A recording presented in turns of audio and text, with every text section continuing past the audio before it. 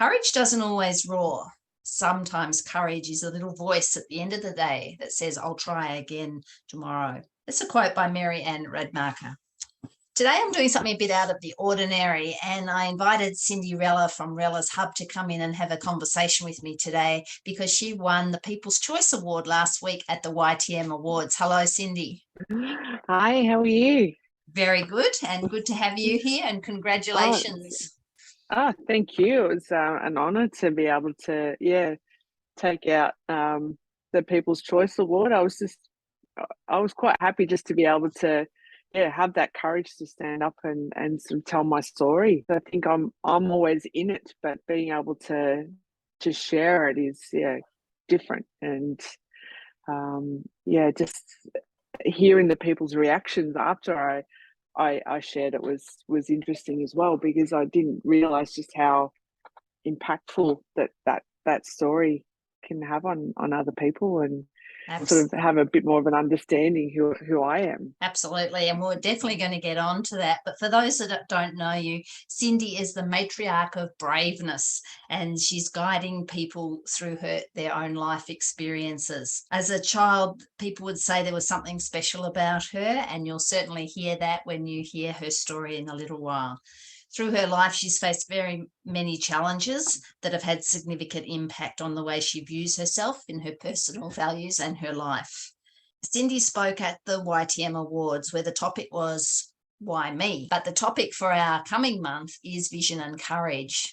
And definitely to stand up in a room of your peers and to share your story, why me, takes courage. And I think when you look back and join the dots, you also learn a lot about yourself. And that's the be brave part, to be able to share that. So, Cindy, would you like to share that story? And then perhaps we'll talk a little bit more about how you felt during those periods in your life. Yeah, well, I guess we had a slide of a picture of a 6-year-old me. And I think I use that because, in therapy, they always say, what would you say to your 6-year-old self? And that 6-year-old photo it came out of the blue, and I think it triggered some stuff for me. And it made me realize that little girl she was just being herself, and everyone was telling her not to be herself. And, the photo was me in a shawl, and I actually had all these other jewels on me because that's who I loved doing that. I'm very much a tomboy, but when it comes to shiny objects, I love to wear it. And the school had rang my mother and said, she's not to come dressed like that to school anymore. But I just, kind of, I was like, but that's who I am. And then I kind of, growing up, I felt like I was being forgotten, and I didn't belong, and the way people treated me, and I think on that, I don't think people meant to do it. They just did it because they were just doing the best that they could do. But as a 6-year-old, you were like, but what about me? And so I kept doing things to try and get their attention, and it still wasn't enough. And as life went on, all these little things just kept happening to that 6-year-old Cindy. It was like, see, I told you weren't good enough. It was always those little reminders of, tapping you. See, I told you. Another example of why, my dad's family kind of neglected me, and dad was always overseas, and mum was busy working all the time, and I just felt like I was this little girl going,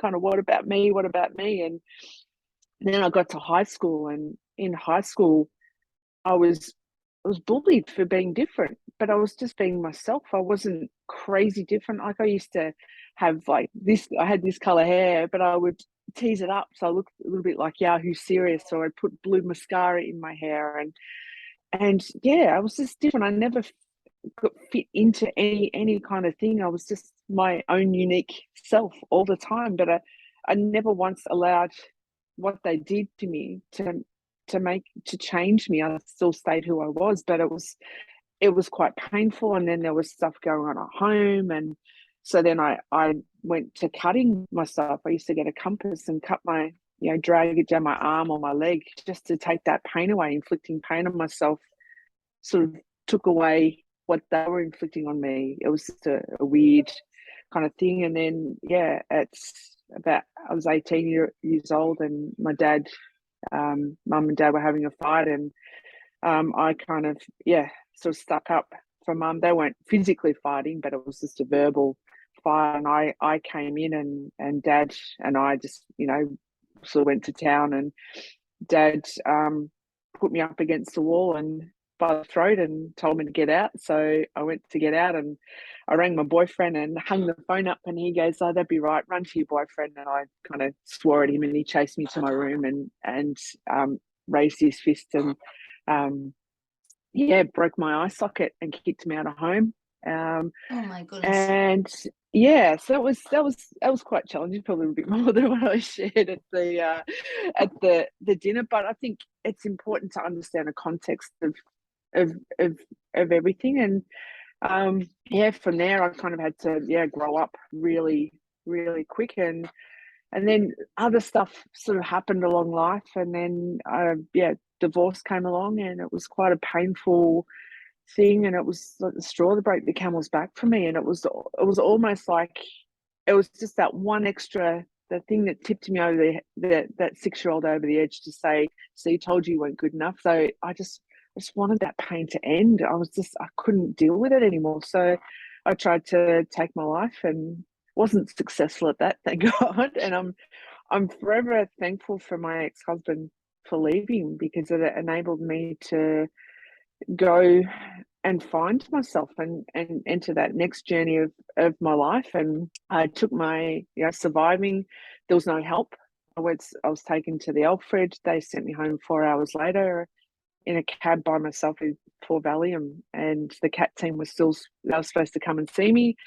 Still waiting, 11, 12 years later, still haven't seen them.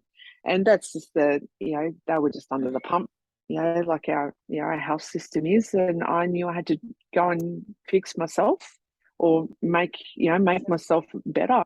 So I headed up to Camp Eden in Queensland, and yeah, that place completely changed my life. And I realized up there that there was a moment, the power pole.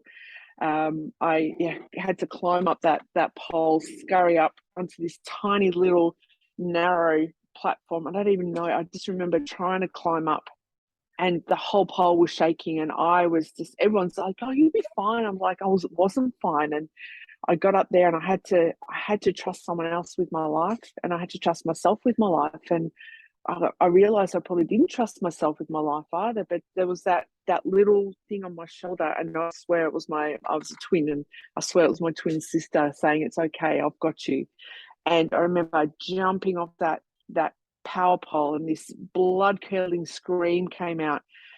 And when my feet hit the ground, I knew I wasn't the same person that went up that pole. And literally everyone just went silent, and they were all looking at each other. And I was going, I don't know I was sobbing. I was like, I don't know what happened, but I don't feel the same anymore. And they were like, I don't know what we just saw, but there's, I was like, something just left you. It was almost like the Green Mile, when the guy, it was freaky. And to this day, they still talk about that. And I just remember it was, the other way I can describe it, it's almost like the caterpillar became the butterfly. And Yeah. from that moment on, I knew that, that I was different. And then people kept saying to me at the camp, "We don't know why you're here. You're a beautiful person. You don't know that you have a gift. You keep just being in your presence. You change people's lives without even realizing it." And I didn't really realize that myself until that conversation's come up a few times, that people just say, just being in your presence or watching people come into your presence and leave, they look different. And I never kind of really knew that about myself. I still don't know it about myself sometimes. And I guess coming back, it was that's why I changed my name to Cinderella. And Cindy Leask is still that 6-year-old self, and she reminds me every day never to make anyone else feel like she did as a 6-year-old and growing up. And I don't always get it right, but it's definitely it's something that I pride myself on, is that I never want to make anyone feel like I did. Recently I went to the World Championships, and everyone that I went with had someone with them, and it was just me. My partner couldn't come, and I felt alone. And I don't think they meant to make me feel like they did, but I felt alone. They, wherever we went, they were with someone. So, and it was like that story kept playing out again. It's like you see, that you're by yourself again. But then my 6-year-old was just saying, don't worry, just be You can do yourself. it. You've done it You before. can do it. You just yeah, just treat others how you want to be treated, and yeah, just encourage other people, help them shine bright. Just be yourself, and yeah, it'll all be okay. And it was okay, and it Perhaps you was could good. explain, because you certainly came home with some gold medals. So, what I are you a did. world champion in, Cindy? Kettlebell sport. So for those that don't know kettlebell sport, it's like a weightlifting, but it's more I can never say the word secular, like it's repetitions. So where weightlifting is the 1 rep max, kettlebell sport is as many reps as you can possibly do in a time frame. So there's 10-minute events and 30-minute events, and I came home with 8 gold medals and 2 world records. It is So yeah, unbelievable. I've watched some of it on the internet while you were doing this, and this is not a yeah. little tiny ball that you're swinging over your head. No, What is the weight no. of this ball? So I competed over there with Bell. 16. The kettlebell was 16 kilos. So I did single and double arm events, and I also did 30-minute events. And it was quite challenging because I'd already mentally prepared for it before I left, that I knew that I wasn't going to have much of a gap in between my lifts. And the 30-minute events, the half marathon events, I only had half an hour to recover to be able to do the other lift. And while I was there, I got really sick. I mean, I was doing COVID tests, they kept coming back negative, but I lost my sense of taste and smell. So I kind of knew that it had to have been COVID. But I had to compete really sick, and to push through that, and to know that I broke 2 world records feeling so sick was unbelievable. And the last Excuse me, you don't just lift this bell once. How many times do you no, actually lift this bell? um, in the 10-minute events, I did doubles for, I think I had 84 reps.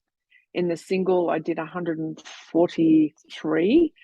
In the marathon, one of the marathons, I did 400 and God, I can't even remember. That's bad. 426 maybe. Yeah, a lot. 426 swings of a Oh, 16 yeah. kilo. So that was 1 arm long cycle. So 1 arm long cycle is like clean and jerk, and then I had to back it up with jerk, which is just straight up and down, for 656 reps. Right. So whenever I think about it, we had a dog for 18 years and she was 15 kilos. So I always have this visage of swinging my dog above my head. And I don't know if I could do it more than once, let alone Yeah, 400 times. That's quite yeah. incredible. So, where did that interest in kettlebell come from, and the courage to take up a sport that's not particularly well No. known? Um, well, I was always a bodyweight athlete, so I guess my background is karate and boxing, and then I did Ironman sports. So yeah, pretty much not lifting anything bar body weight, and and I've always been quite like a muscly. It's just like the way my body is naturally. I look at weights and I would bulk up. So the thought of me lifting weights was was just never going to happen. And when I got really sick from doing Ironman racing, because I just pushed my body to the extreme, I needed something to train for. And one of my friends was doing kettlebell sport, and they said, come along and check it out. So I thought, oh yeah, I'll go along and have a look, and not ever thinking that I would ever do it. And one of the Russians that was there said, he came up and he said, oh, when's your flight? And I was like, I'm not going anywhere, not realizing that's what they call the events. And he looked at my hand and my forearms, and he's like, "No, you must lift." I'm like, "No, I'm not lifting." And yeah, then he kind of put that little spark in my head, and I thought, well, I'll try it out. And I started with the 8 kilos, and I was like, I have no idea how these people lift that overhead for a time frame. And yeah, I guess I'm mentally strong, that I'm, quite resilient, and I have that endurance in my body. So it took some time, and yeah, I just sort of slowly chipped away at it. The and this is a lesson to any woman out there that thinks lifting weights will make you muscly. I have smaller arms now lifting kettlebells than I did being a boxer and in karate and swimming. It's yeah. Even being a trainer, my brain just goes, "How is that possible?" But it does. It hasn't made me bulk up at all. If anything, it's leaned me up a lot more lifting weights. Like I lift 24 kilos now overhead, and yeah, I don't maintain the same size. I'm not walking around like Arnie. It's such a beautiful sport. It's challenging, but I love it because it's meditation. They call it soft style. There's two styles of kettlebell, um, I guess, training. So there's hard style and soft style. But the funny thing is, soft style is harder than hard style. But they call it soft because it's such a, a meditative, like it just Repetitive. keeps going. We're repetitive, because I don't want to say that word because I know I can't say it's circular. But it is. I had a new client come and, oh, she not a new client. She's an old client that came back because she wanted to try it, and she sent me a message saying, "Thank you for allowing my brain to have a break for an hour," because she didn't think of anything else outside of what she had to do, because you have to be present. And I think that's why I love it the most, is because I'm able to escape the world. And we always talk about now moments, and when I do kettlebell sport, it's my now moment, because you cannot think of anything else Mm. but lifting that kettlebell overhead. Because if you don't, you've got that chance of injury. um, but yeah, you're just constantly thinking anything where your hands are doing stuff. Yeah, I love that it makes you present the whole time. So anything where your hands are doing something, the mind stops, because your hands are constantly having to work with grip. You don't think, and your whole body works as one.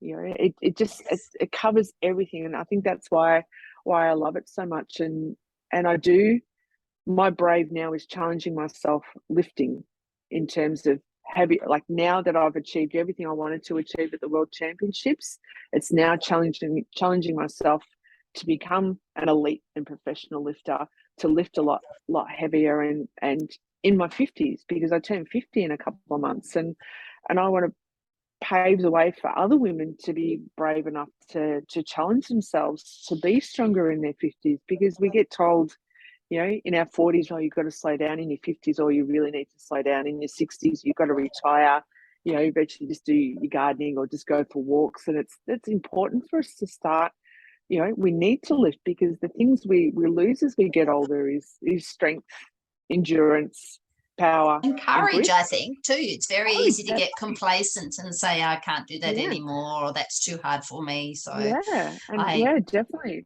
mm, definitely encouraged to be able to get outside the norm of what people tell you. You need to be able to do that. mm, That's life. I don't even know if you know this, but I have tattooed down the back of my arm, in Tibetan Buddhism, courage, freedom, happiness. uh, So courage, if you've got courage gives you freedom, and freedom gives you happiness. So there were three words that are really important to me, and why I decided to put them on my arm. So Yeah, well, it's certainly, that's why the topic is vision and courage for the coming month, and also why we ran the YTM Awards with the Why Me, because it takes courage. With the 7 speakers that got up and spoke the other night, all spoke on very different stories about their Why Me, but to stand up and give a presentation with people judging you and also hearing you share your thoughts takes courage to be able to It, not just comply with what everybody else thinks of you or would say. So yeah. So I like it took courage for me to be able to do that. I can stand on the world stage and not feel nervous at all, but to stand up and put yourself out there. And I was amazed at Adrian being able to, like, the courage that took for him to stand up and talk about losing a very close friend of his. That I mm, was like, I conditioned myself not to cry. I was not going to cry during my talk. And as soon as he started, I'm like, oh God, I'm going to cry, because yes, it was just unbelievable what he, that he you know, shared. yeah, Yes, and hopefully that's meant that he felt safe enough to be able to share, because we don't really share with people that we don't feel comfortable enough with. So yeah, that was a very special moment. And yeah. so what's your vision? If we're talking about courage and vision, what's your next vision? Because I know you have be brave as your tagline, Mm. and it was only a couple of months ago that you actually spoke at the event at YTM and talked about being brave. But what's the vision for being brave now? What's the next challenge? Obviously, I still struggle with, I guess, with my business in terms of, I feel, and I think doing this talk really highlighted for me that I need to sort of separate who I am as a person and what my business is, because I think it's always been my business and me, my business and me. So now my courage is to kind of separate me from my business and talk about and share me more on a different, away from my business, and then have just business stuff with that instead of trying to combine everything together. And that's kind of given me a little bit more, I guess, yeah, that's, I guess, my vision now is to have that, have Cinderella as the public figure, and then have Rella's Hub as the business side of Mm, things. mm. So trying to separate those two, and you know, and starting to speak more about, what I've gone through, and hope that inspires others to be able to speak up and be themselves, and find that courage to be able to do it, and find that little bit of braveness to be able to, do the things that they want to do, whether it be small or big. So that's, I guess, where my brain's going now after that. Why me? Yeah. It was such a light bulb moment, um, when when I got to do that talk. And because I was trying to talk about why me in the business, but it just wasn't gelling.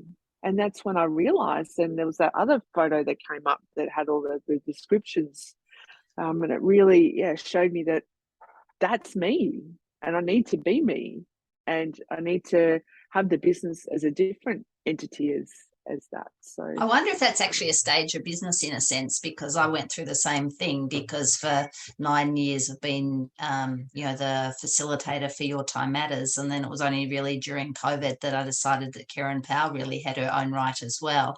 And mm, whilst it's still very much like a Venn diagram and wrapped around each other, I do try now to think of YTM is a business, and it's my business, but it's sort of part of, it's not all of me, it's just a part yeah, of me. So I wonder if that's a common realization for businesses as they grow, that we do step out from behind the business and can be ourselves. Maybe that's yeah, the I think, courage part. That's the courage yeah, part. yeah, Yeah. definitely, because I think maybe I was hiding in the business to an extent. And being a public speaker, that you know that scares the shit out of me.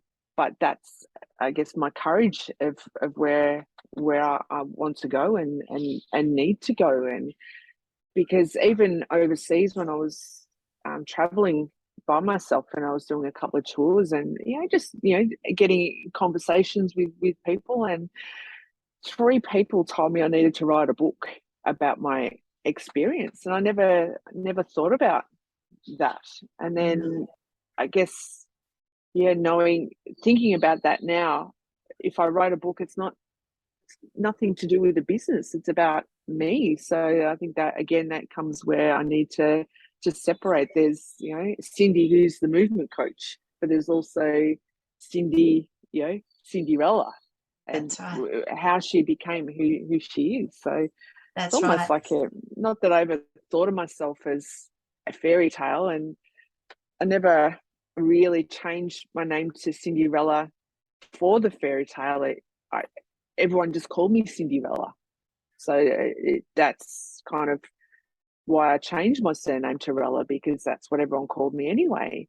But now, again, all these little things keep coming up, and it is like a real life, Cinderella story, in that what I do for other people, and I kind of do have my Prince Charming, and Yes. just little things here and there. I think when I got interviewed on Channel 10, I didn't even, or even the Story and the Age, I never ever put the two together as a fairy, the fairy tale and me, because I guess I had it separate, that it's Cinderella, not Cinderella. And when they zoomed, I remember them zooming down on my shoes, and I love bling, so I just put the bling. Someone gave me these shoe clips that you put on your shoelaces with a bit of bling on them, so I put them on my shoes because it was shiny. I didn't even didn't even think about Cinderella and the glass slipper until they highlighted them, and it's like, oh my god, I put that on my shoes. That's embarrassing. I didn't even think of that, but and even the story that the Age wrote was just amazing. They highlighted my life without even me realizing what about it being a fairy tale in where it is. It's more, I just always sort of been myself in that, and had that courage to constantly be who I am.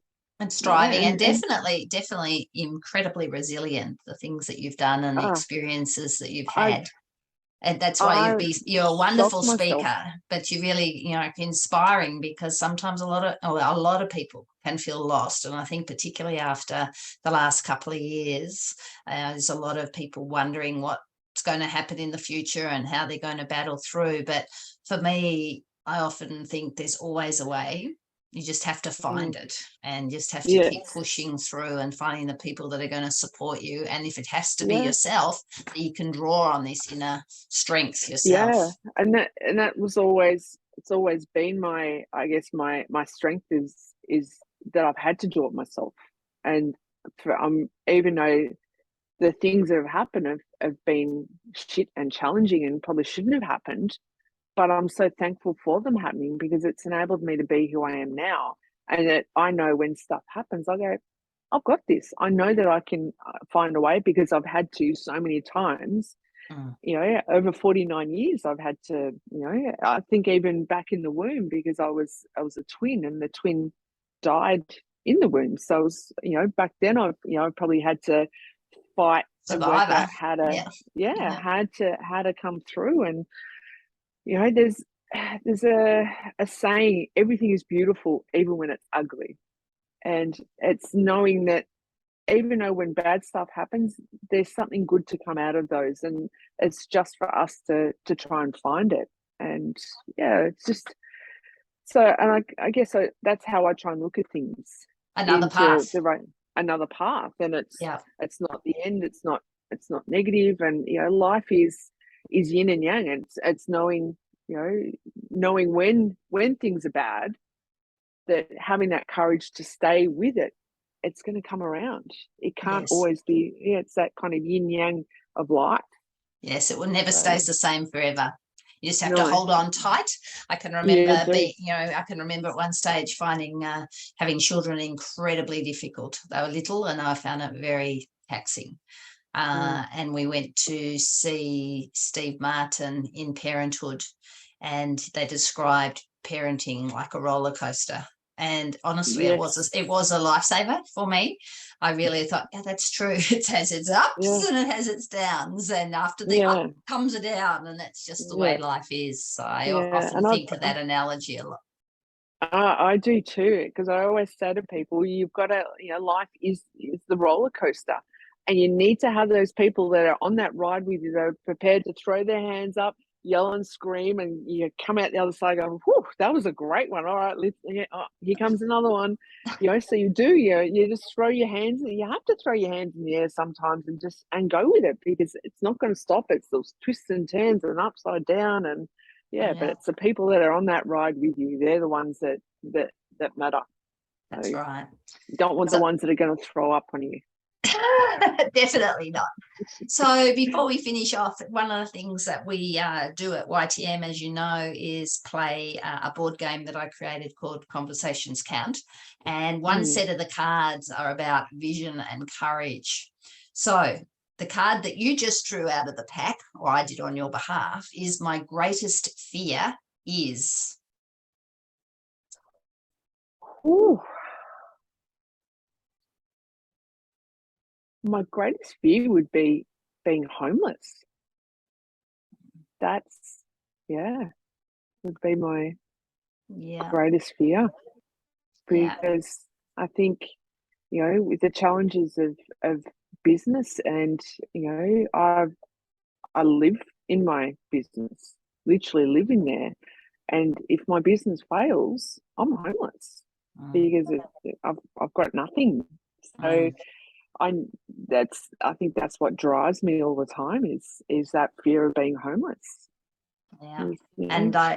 I was just recently at a lunch, and someone was about to do the CEO sleep out, and she shared with us that there were 25,000 homeless people Mm. in Melbourne at the moment, and I was shocked with the number. So Oh, it is a big it's fear that yeah, is real. So yeah, yeah. yeah, and Yeah. So, so well, your business is going to continue to grow now that we are able to get back outside again. And mm, the way that you have been able to push through all the other challenges, I'm sure that you will be able to manage this one as well. And what tell me a little bit about Rella's Hub. We might as well give your business a plug while we're here as well. yeah, So, so because this is all about connection, contribution, and community. And we're connected through the YTM community, and you've contributed in lots of ways to people's health within the network, and also by what you shared the other night. And community is a big part of what we're both about. So, tell us about Rella's. So Rellas is a place where people can come and feel safe and not judged to move their bodies. So I guess I help people move their bodies pain free and free of dysfunction. I focus more on how people feel and function over the aesthetics of just going to the gym, because I want people to value their health and well-being. And it's not just about being skinny and muscly, it's about how longevity in life, on how your bodies move through life, in being a grandparent or a parent, or in their chosen career, whether they're in the police force or even in nursing, and anything I can do to help facilitate those people move their bodies better. That's what I want to do. That's I like to keep it small and intimate, because I know, going to a big gym chain, and nothing against them, they're not for everybody, I feel intimidated being in them, and I wanted to create a space where people come and feel included, and just free to be themselves, and come and move their bodies, laugh if they have to, cry if they have to. Just I love what I've created here for that. And I cover all aspects of sort of health and well-being, and I like to have that collaboration with allied health professionals as well, because I don't know everything, but I like to be able to guide people in the right direction, to find the right people to help them. And I think I've done that with yourself and You a have. couple of other YTM members that have had issues with their body, and knowing that they're definitely feeling better, and and moving better and enjoying life and doing the things that they want to do. And that's super important for me. Is that, you know, if I can educate people, you know, I don't expect people to stay with me forever, but I like to educate them and teach them how to understand their bodies better so that they can, you know, enjoy life more. And they can get out and dance at the ball. Yes. and, That's what we want. and enjoy life. Do you have a quote to finish off? Do you have a special quote? I've got lots of quotes, but I think, yeah, when, I've got to remember how it goes now. When people tell you you can't and you tell yourself you can't, always remember, yes, you can. Be your own brave. Wonderful. Thanks for talking to me today. Oh, no, thank you. I appreciate it.